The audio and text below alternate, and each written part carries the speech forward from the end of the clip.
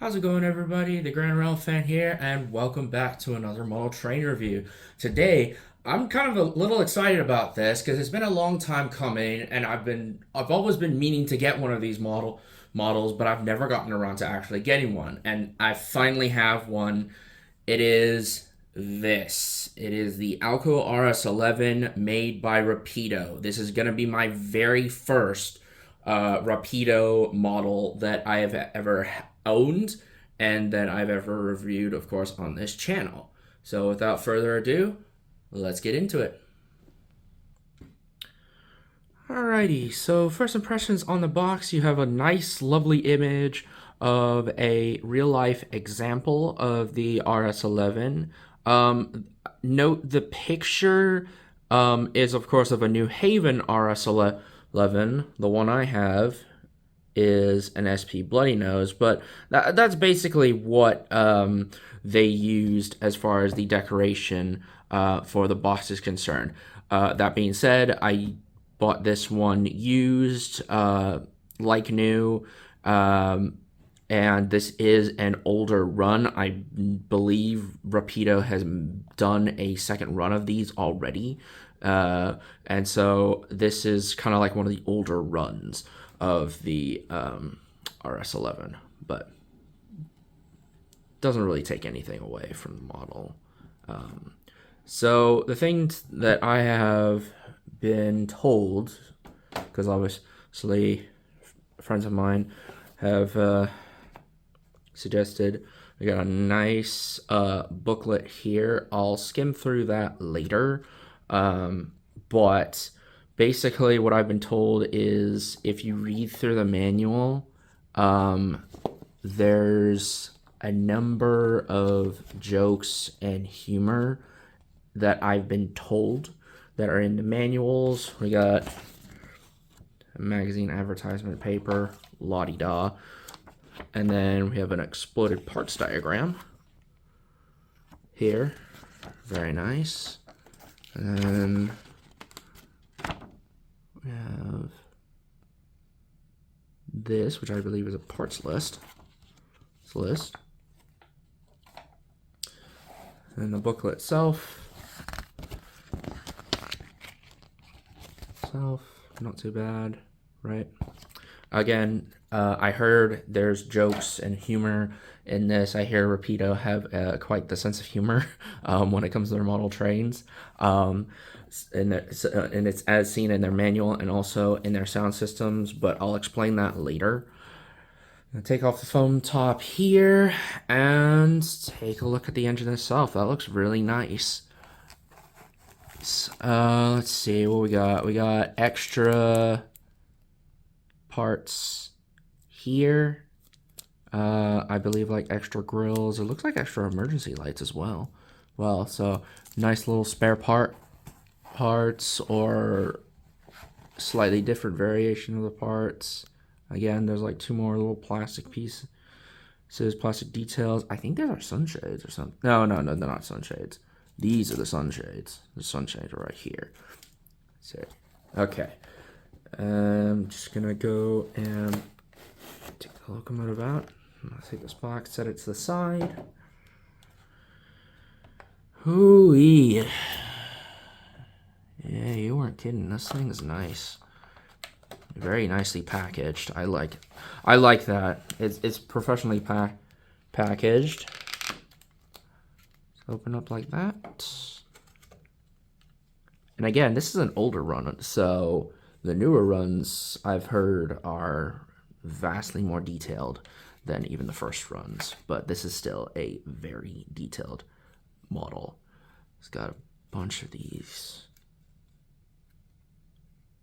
I do like it when a locomotive has these foam bits to protect the handrails, because we all know how frustrating it is when the handrails pop off, break off, or whatnot, right? So it is nice to see that they are freshly packaged. Behind here and there. Okay, how do I want to get this out?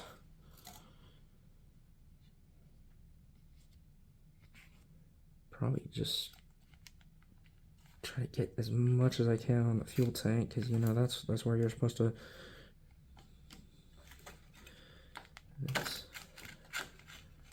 Oh,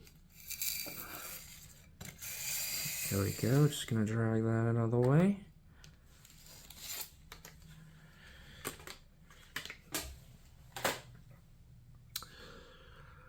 Wowee, that is very nicely detailed.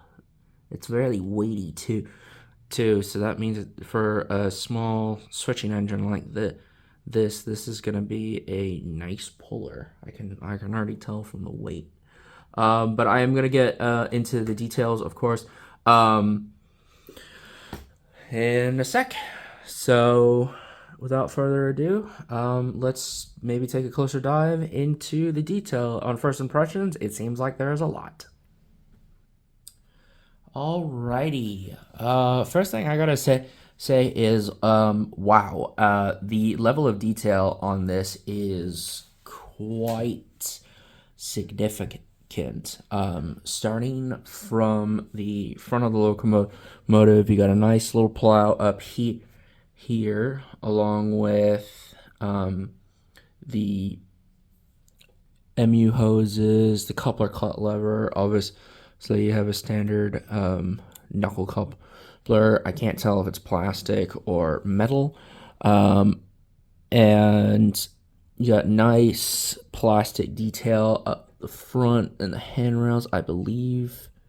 Does this front part come down? Yes, it does. It's a little foot plate that comes down. That's very nice. I know you probably can't see this. I'm sorry. My camera angles are not, my camera work is not that good. We got nice handrails on the sides here. I'm not seeing much of any glue residue, even though this is like a old model. Damn, something's wrong with the horn there. It's a bit wonky. I don't want to mess with it because I don't want to break it. But that horn's a little funky. You got a bunch of nice handrail detail. It's all plastic, I'm guessing, but it's still sturdy enough.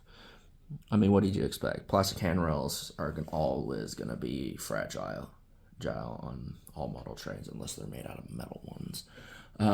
Same level of detail here on the back. Same thing on the back here. We got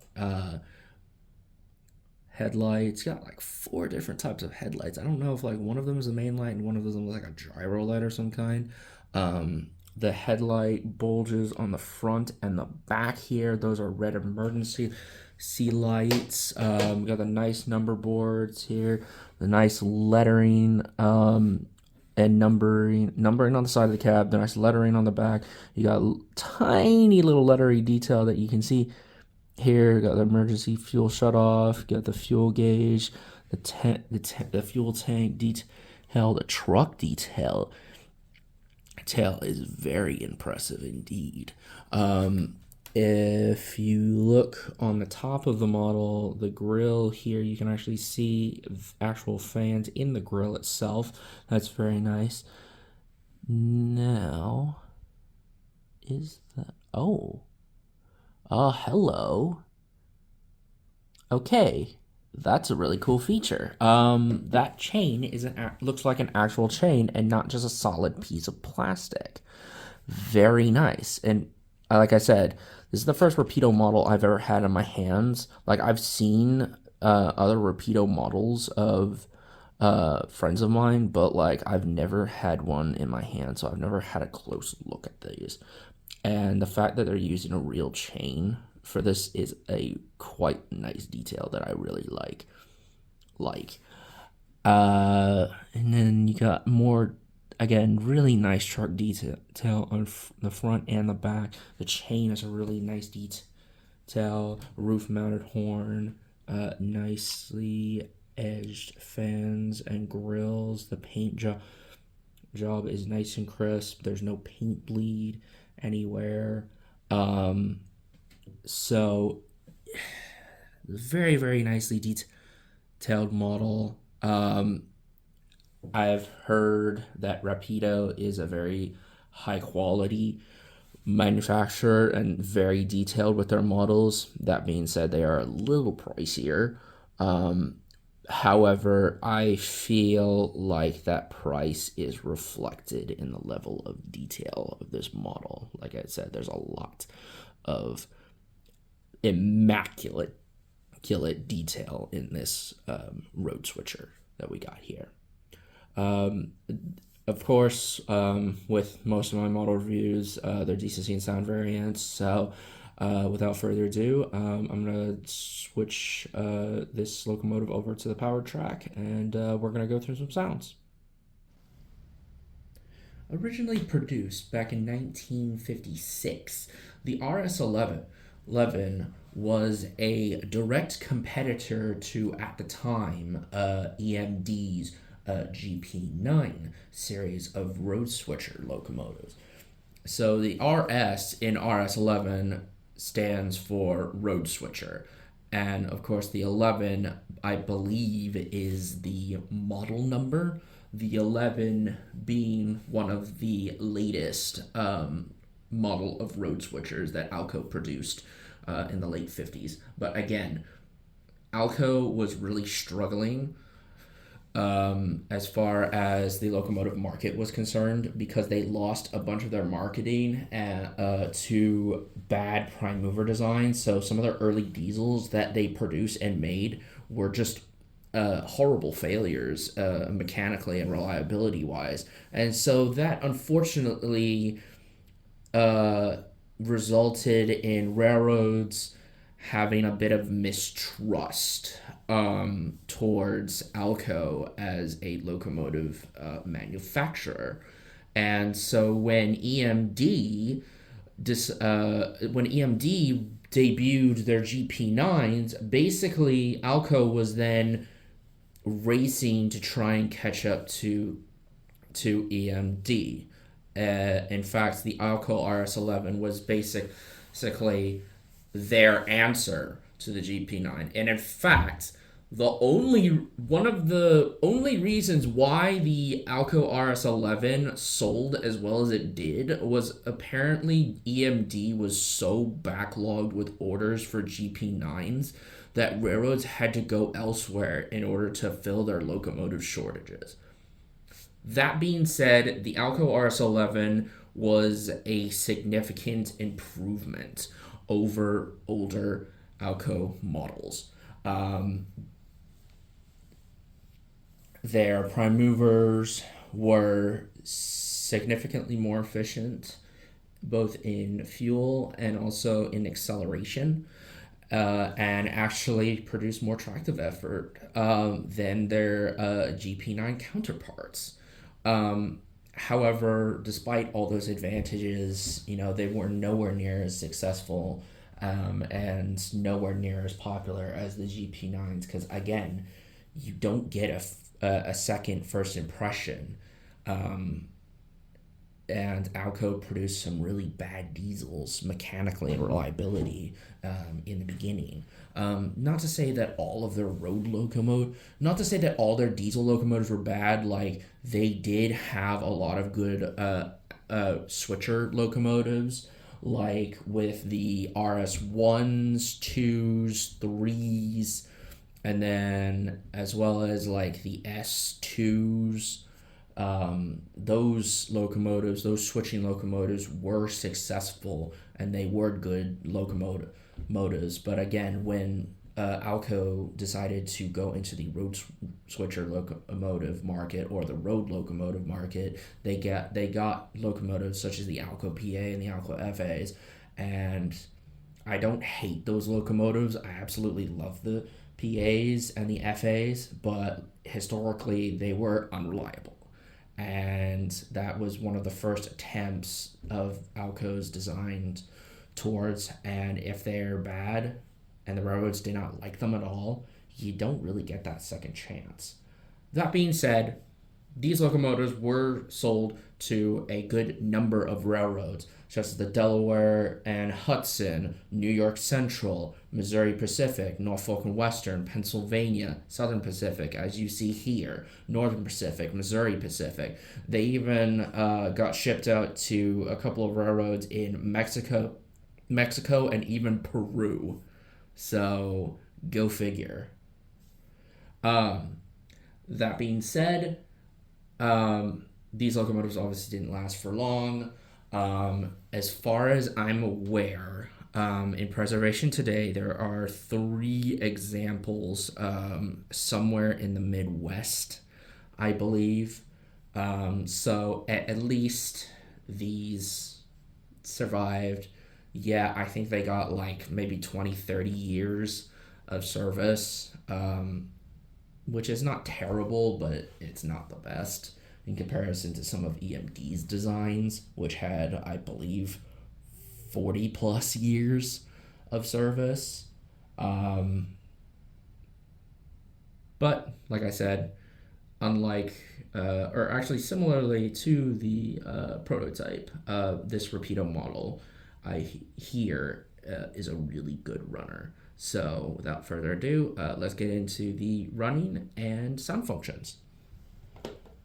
Alrighty, so I have the quick start guide in hand to go over some of the functions on this locomotive. What I'm gonna do is go ahead and plug in track power.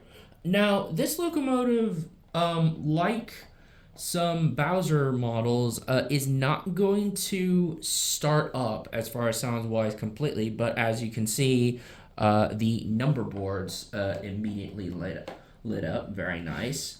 I'm gonna go ahead and, according to what the directions say, you're supposed to press F8 for a startup, mute, and shutdown sequence. So I'm gonna go ahead and press F8.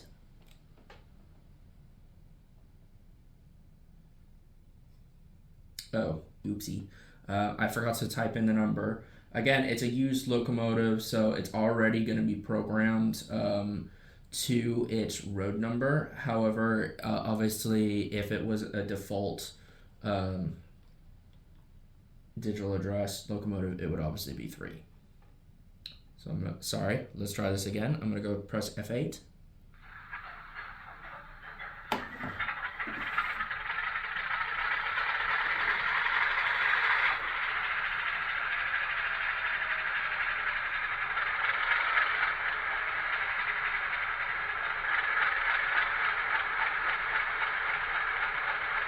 Very nice. It's not the loudest model. It's certainly not the quietest either. So it's all right as far as that is concerned. I actually will note that I have actually had this locomotive out of the box, and we did actually test run this, obviously, to make sure that it ran before I bought it. But we did note that the sounds were much quieter than this, and that being said, we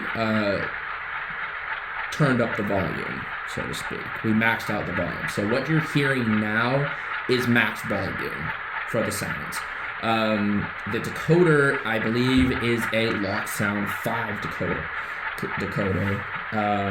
So just in case if you're wondering what kind of decoder and speaker it is Lock Sound 5. Okay, I'm gonna go press F0 to get the headlights. Now, this locomotive, it looks like has a lot of different lighting features. I wonder if one of these... Okay, so remember how I said the thing looks like it's got 2 different sets of headlights? It says in the function list that there is a gyro light, and I'm wondering if this locomotive has a gyro light. It also has the red emergency light. Yes, that is also the case. Number board lights, yeah, they're already on. There's also a really neat feature that I just noticed. So I don't know if you can see it, but right down here where I'm pointing is a track Question light. A lot of modern, you see these on a lot of modern locomotives these days, but it's basically just a light underneath the cab that will shine on the track so the engineer can see what is on the track and so on and so forth. Okay, so without further ado, I'm going to just turn on the headlights, see which one it is.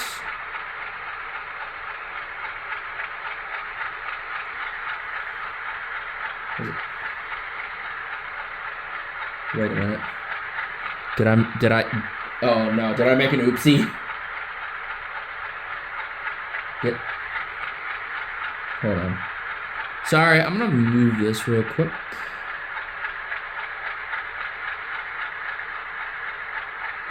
Okay, I guess for some reason the headlight for the reverse was turned on, but okay, there's the headlight right there. Okay, so yeah, I think the light above that is a gyro light. So, hold on. So on my MRC Advanced 2 controller, I have a shift button that'll let me control other functions. Functions 10 to 28. So the classification lights is F11. Yep, there they go. Okay, and the gyro light should be F13.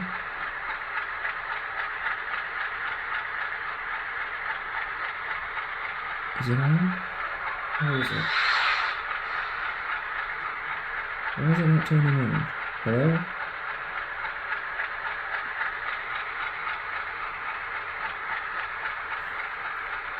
Maybe it moves if I put the locomotive in forward. No? No? Okay, well, that didn't work. Okay, another one is the emergency light, which is F17.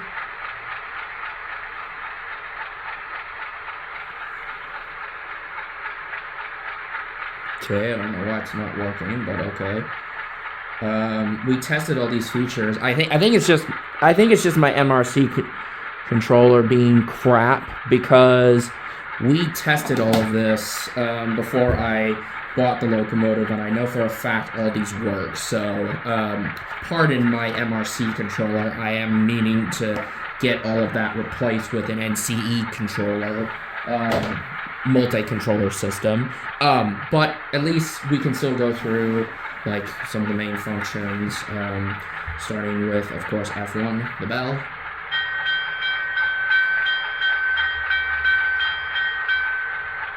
The horn.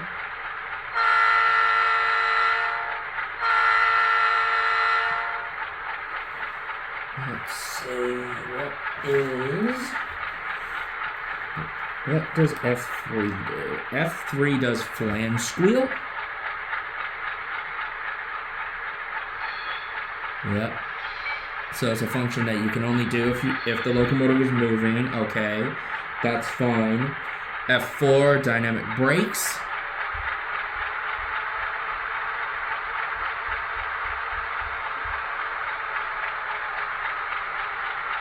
F5 is a Doppler horn.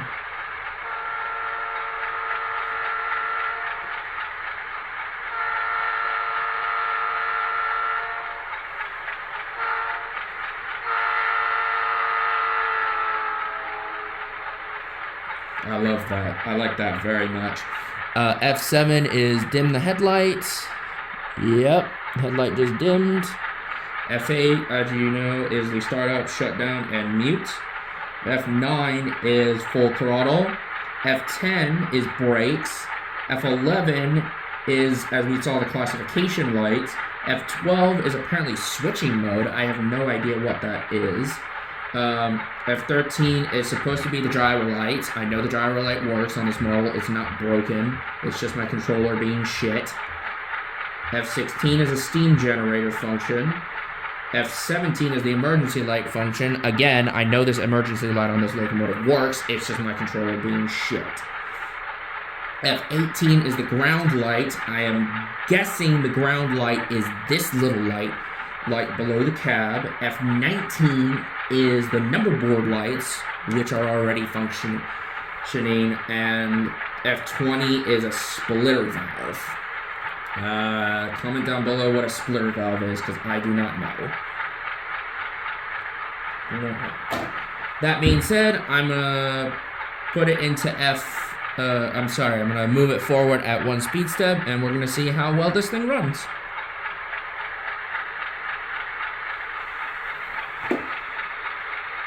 Ooh, nice and smooth. It's not jerky.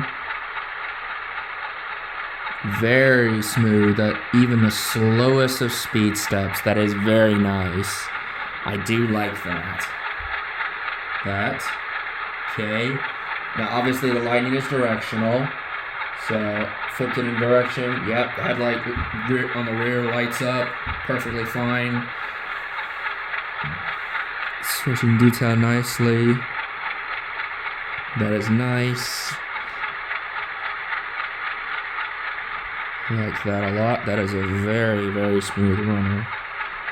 Very smooth.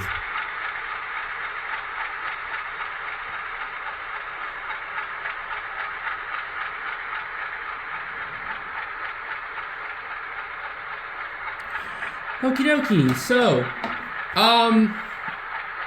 final thoughts about this locomotive.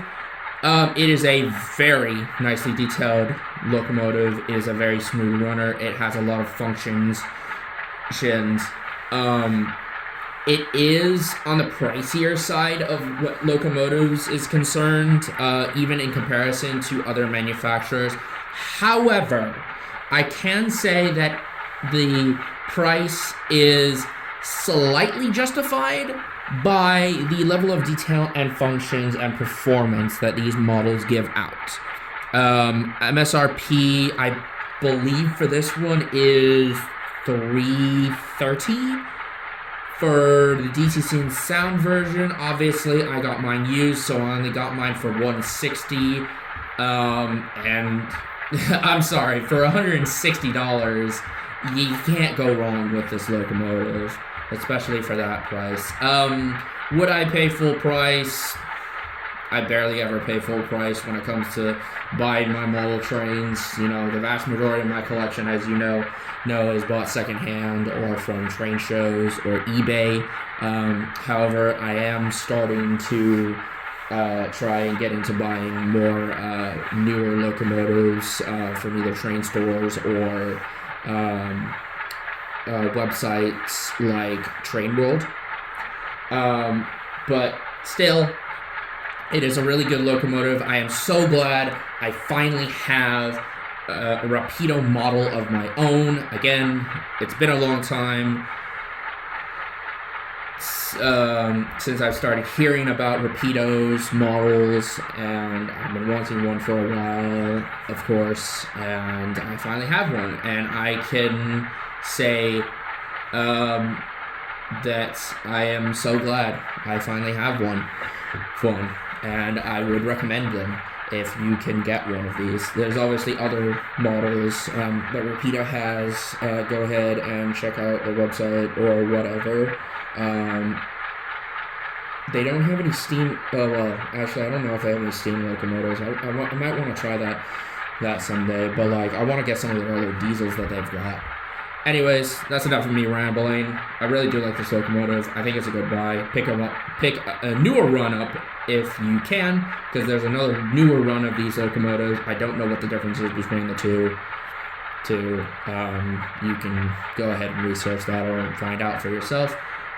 I'm gonna go ahead and leave you guys with a run by here, and I will see you next time. Bye.